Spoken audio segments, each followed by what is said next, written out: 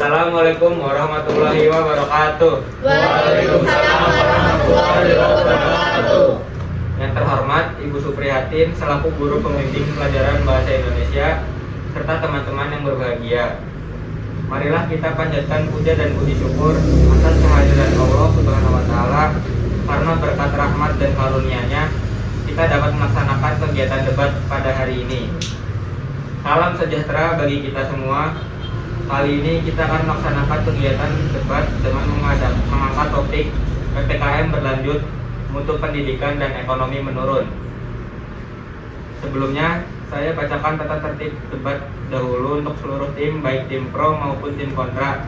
Hanya diperbolehkan berbicara selama kurang lebih 1 menit. Sebelumnya perkenalkan, nama saya Gani Hasan Prasetyo, absen 11, selaku moderator yang akan memandu kegiatan debat hari ini. Peserta dibagi menjadi 2 tim, yaitu ada tim pro dan tim kontra. Setiap tim harus mematuhi peraturan yang sudah ditetapkan. Para peserta debat yang berbahagia, marilah langsung saja memasuki acara yang pertama, yaitu pembukaan dengan mengucapkan Bismillahirrahmanirrahim. Maka debat hari ini saya nyatakan dibuka. Selanjutnya, saya persilahkan kepada notulen untuk memperkenalkan diri. Assalamualaikum warahmatullahi wabarakatuh. Terima kasih atas kesempatannya. Perkenalkan, nama saya Farah Salsabila, kelas 10 MIPA 3 absen 8. Selanjutnya, masing-masing tim untuk mengenalkan diri dimulai dari tim pro. Saya persilahkan. Baik, terima kasih atas kesempatannya. Assalamualaikum warahmatullahi wabarakatuh. Waalaikumsalam warahmatullahi wabarakatuh. Perkenalkan, saya Firda Rizkyani dari 10 MIPA 3 absen 9. Perkenalkan, nama saya Priska Melani Putri dari kelas 10 MIPA 3 absen 10. Perkenalkan, nama saya Hasan Salman Syafa dari kelas 10 MIPA 3 absen 4 dari tim. Perkenalkan, nama saya Aizan Pampun Naji dari kelas 10 MIPA 3 absen 2. Selanjutnya kepada tim kontra saya persilahkan. Baik, terima kasih atas kesempatannya. Assalamualaikum warahmatullahi wabarakatuh. Waalaikumsalam warahmatullahi wabarakatuh. Perkenalkan, nama saya Farhan Ronan Saputra dari kelas 10 MIPA 3 absen 7. Perkenalkan, nama saya Apri Nilangkodla Kusuma dari 10 MIPA 3 absen 3. Perkenalkan, nama saya Dijan Nugroho dari 10 MIPA 3 absen 1. Perkenalkan, nama saya Aswada Arif dari 10 MIPA 3 absen 6. Selanjutnya kepada tim netral saya persilahkan. Perkenalkan, nama saya Dwinda Cahyati dari kelas 10 MIPA 3 absen 5.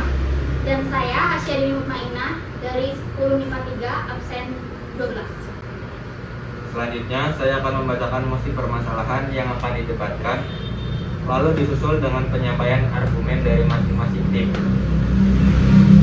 Dilansir dari CNBC Indonesia.com dan lainnya, dengan adanya PPKM darurat, ada 7 provinsi yang melakukan pembelajaran jarak jauh. Pak Nadiem menyebutkan 7 provinsi tersebut yakni DKI Jakarta, Banten, Jawa Barat, Jawa Tengah, Daerah Istimewa Yogyakarta, Jawa Timur, dan Bali. Daerah-daerah ini tidak diperkenankan melakukan pembelajaran tatap muka terbatas hingga PPKM darurat berakhir. Sebelumnya, dia mengatakan alasan mengapa sekolah tatap muka terbatas harus dibuka karena lamanya melakukan PJJ memberikan dampak negatif pada anak.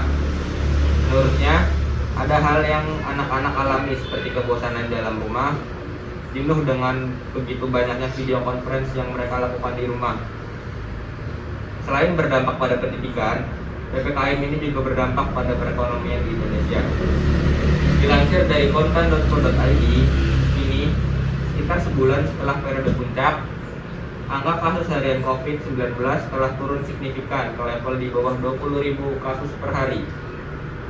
Amir menilai kebijakan PPKM efektif untuk mencegah penularan dan kembali menurun kasus harian. Pemerintah secara bertahap melonggarkan kebijakan PPKM-nya ke level 3 di beberapa daerah. Disadari sejak awal bahwa pemberlakuan PPKM akan menghentikan beberapa segmen aktivitas ekonomi. Tapi ini konsekuensi logis agar pandeminya bisa terkendali, dan ini sifatnya sementara. kata Amir kepada kontan.co.id. Baik, dari mosi yang sudah saya bacakan, saya persilahkan untuk masing-masing tim bisa menyampaikan argumennya selama kurang lebih 1 menit. Dimulai dari tim pro, saya persilahkan. Terima kasih atas kesempatannya. Baik, menurut saya kebijakan PPKM darurat ini, jika memang pemerintah sudah memutuskan PPKM dan itu berdampak positif pada masyarakat, saya setuju. Mengenai PTM terbatas, sebaiknya dilakukan karena banyaknya dampak negatif seperti membuat siswa sulit memahami materi. Baik, tim kontra, saya persilahkan untuk menyampaikan argumennya serta dilanjutkan secara bergantian dari tim pro melalui ke tim kontra. Menurut argumen yang disampaikan oleh tim pro, saya kurang setuju karena PPKM tidak selamanya berdampak positif. Ada beberapa dampak negatifnya, seperti turunnya pendapatan masyarakat, banyaknya orang yang di PHK, menyebabkan lebih meningkatnya pengangguran, yang munculnya hal negatif seperti tindakan kriminal. Untuk PTM terbatas saya kurang setuju karena ada resiko penularan COVID-19 meskipun mematuhi protokol kesehatan. Seperti yang disampaikan oleh tim kontra, banyaknya orang yang di PHK menjadikan lebih banyak munculnya tindakan kriminal. Tetapi jika tidak diadakan PPKM kasus COVID-19 akan meningkat. Untuk PTM terbatas ada baiknya segera dilakukan karena untuk mengasah otak siswa agar kemampuan jika terus daring kesempatan siswa terbatas untuk mengapresiasikan minat belajar mereka. Menurut saya, jika membahas tentang PTM terbatas atau PPKM, tidak akan ada habisnya karena setiap keputusan memiliki manfaat masing-masing. Akan tetapi, saya lebih setuju jika PTM terbatas tidak dilaksanakan terlebih dahulu, karena mengingat banyaknya kasus COVID yang terjadi di lingkungan sekolah. Jadi mungkin pelaksanaan PTM akan sulit dilaksanakan. Mengenai banyaknya siswa yang kurang paham akan materi, menurut saya itu tergantung individu masing-masing dan pasti ada cara untuk mengatasi hal tersebut. Menurut saya, jika ada cara untuk mengatasi kurang pahamnya siswa akan materi, untuk adan sekarang pasti menggunakan video pembelajaran.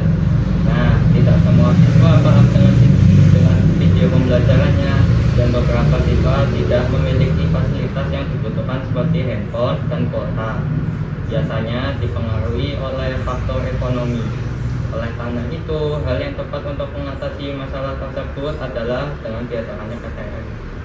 Saya kurang setuju karena jika ada siswa yang kita memiliki handphone bisa meminjam dengan harga ruangan, dan jika kita mempunyai kuota internet, ada pemerintah yang sudah menyiapkan kuota untuk siswa-siswi sekolah di rumah. Menurut saya, walaupun siswa mendapatkan bantuan kuota internet dari pemerintah, banyak siswa yang menggunakan kuota tersebut dengan hal lainnya, sehingga siswa pun kehabisan kuota tersebut. Maka dari itu, saya lebih setuju jika PTM diadakan.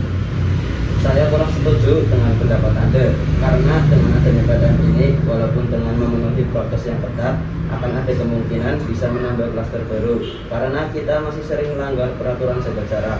Maka dari itu, lebih baik sekolah diadakan dengan cara PJJ. Hal ini akan memperlambat atau mengurangi klaster baru.